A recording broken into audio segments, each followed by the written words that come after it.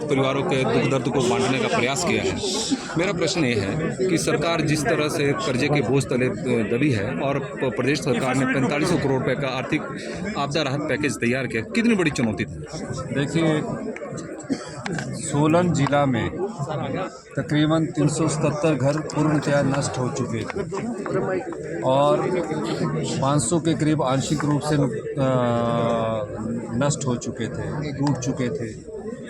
एक एक पाई जोड़कर आम आदमी अपना घर बनाता है। हिमाचल प्रदेश में बड़ी मुश्किल से एक घर बनता है, क्योंकि हम सब लोग जानते हैं, हम उन्हीं परिवारों से लेकर आज मुख्यमंत्री की कुर्सी पर पहुंचे, तो मैं उस दर्द को जानता हूँ।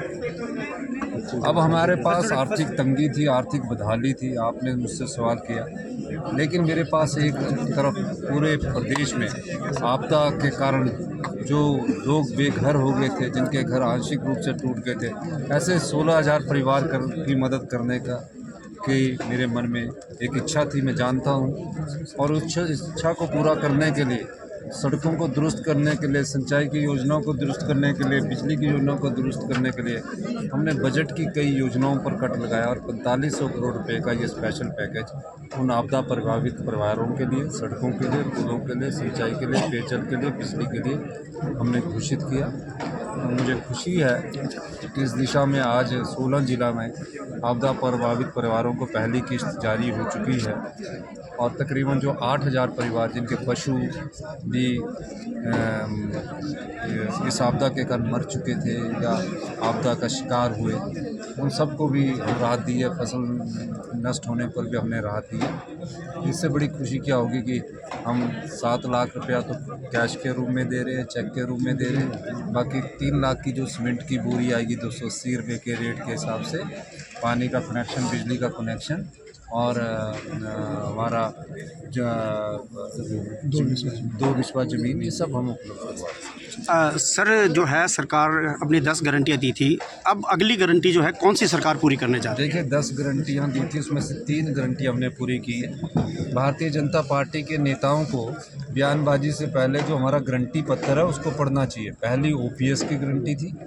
अभी भी ओपीएस के जो कर्मचारी अधिकारी हैं उनका 9,000 करोड़ एनपीए का भारत सरकार के पास खड़ा है, एक भी पैसा नहीं मिला। और हमने 500 लोग जो अभी रिटायर्ड हुए, जिनको अगर वो एनपीए में रहते तो 2700 रुपया मिलता, आज उनको 30 और 35,000 रुपया मिल रहा है। तो ये सरकार की संवेदनशीलता ही है, मानवीय दृष्टिकोण है कि बुढ़ापे में आज सरकार उनका सहारा बनी हुई है। दूसरी गारंटी हमारे 4 प्रत्येक विधानसभा क्षेत्र में इंग्लिश स्कूल खोलने की थी, इंग्लिश मीडियम के स्कूलों खोलने की थी। हमने कहा कि हम अगली वर्ष से सभी गवर्नमेंट स्कूलों में इंग्लिश शुरू कर देंगे। तीसरी हमारी गारंटी थी 680 करोड़ की स्टार्टअप योजना की।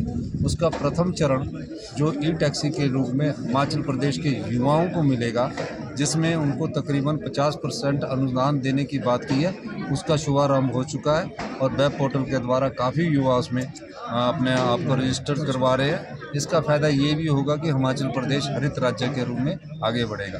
तो 11 महीने में 3 गारंटियाँ पूरी कर दी। भारतीय जनता पार्टी को पूछना चाहिए, आपदा प्रभावित समय जब आपदा हिमाचल प्रदेश में आई, आपके विधायक क्या कर रहे थे, आपके सांसद क्या कर रहे थे, आपके सांसद क्या गृह मंत्री के पास जाकर तकरीबन राहत तो मांग सकते थे? एक भी सांसद की मुझे फ़ोटो गृह मंत्री और प्रधानमंत्री से, जब हिमाचल प्रदेश में इतिहास की सबसे बड़ी आपदा आई है, एक भी पत्र मुझे बता दीजिए कि वो जाकर उनके लिए खड़े हुए। सिर्फ वोटों और राजनीतिक रोटियां सेकने के लिए ये लोग राजनीति करते हैं।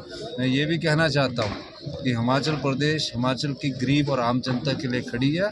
आने वाले समय में आप देखिए, इनके लिए कई योजनाएं लेके आएंगे और सारी गारंटियां हिमाचल प्रदेश अपनी 5 साल के कार्यकाल में पूर्ण। सर, यदि हम प्राकृतिक आपदा की बात करें तो हिमाचल प्रदेश में बहुत से ऐसे परिवार हैं जिन्होंने मकान के साथ अपनी ज़मीन भी बिल्कुल खो दी है। उनके लिए भी मैंने पैकेज की घोषणा की है। वो पैकेज में आप पढ़िए, उनको भी फसल का और जो ज़मीन गई है उसमें थोड़ा रिक्लेम के लिए हमने कुछ मनरेगा के तहत योजना लाई। सर, जब भी आप दिल्ली जाते हैं तो हमेशा लगा जाता है कि मंत्रिमंडल का विस्तार होगा। कब मंत्रिमंडल का विस्तार होगा, जिस पर सबकी नज़रें टिकी हुई है? ये तो मुझे पता नहीं है, लेकिन एक कौन लगाता है, कैसे लगाता है, ये मुझे समझ नहीं आया। लेकिन मंत्रिमंडल का विस्तार अभी ड्यू है।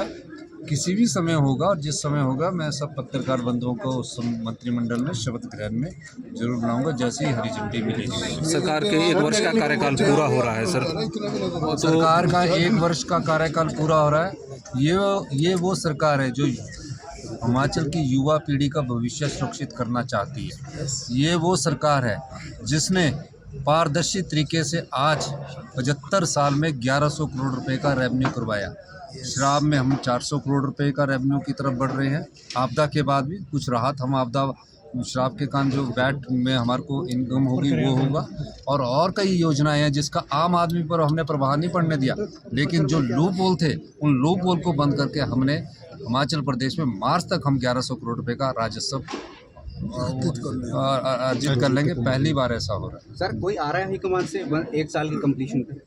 हाँ, हाईकमांड से हमारा निवेदन राहुल गांधी जी, प्रियंका गांधी जी को भी है और हमने उनको इनविटेशन दिया और 1 साल की कंप्लीशन जो है वो हम अपनी योजनाओं को और जो हम कहते हैं कि हमने व्यवस्था परिवर्तन किया, उस व्यवस्था परिवर्तन की दिशा में हम आगे बढ़े हैं और 4 सालों में 2027 तक हिमाचल प्रदेश की अर्थव्यवस्था पटड़ी पर होगी और हिंदुस्तान का सबसे समृद्ध और अमीर राज्य होगा।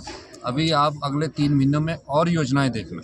सर, नगर निगम के चुनाव कब तक हो जाएंगे सर? हाँ जी, नगर निगम को लेकर चुनावों की डेट घोषित हो गई है। नहीं, अभी नहीं हुई सर, 16 नहीं, यहाँ हो जाएगी और पालमपुर हो गए, मंडी हो गए, धर्मशाला और सोलन के जल्दी हो जाएगी। कोर्ट भी गई है मामले में। विधायक के वोट को लेकर जो है उन्होंने कोर्ट का दरवाजा भी खटखटाया है भारतीय जनता पार्टी ने। बिल्कुल अच्छा है, पर उनसे ये पूछना चाहिए कि ये विधायक को वोट देने का जो बिल है वो जो नगर निगम में वो किसके द्वारा लाया गया है? हमने तो कोई अमेंडमेंट की नहीं है। ये इन्हीं के द्वारा लाया गया बिल है। ये कहते कुछ और है, करते कुछ और है। हमने कोई अमेंडमेंट लाई तो वो अखबार में आएगी ना, गवर्नर के पास जाएगी कि एमएलए को राइट दो। ये तो पहले ही एक्ट में प्रोविजन है। हमने तो अमली जामा पहनाना है।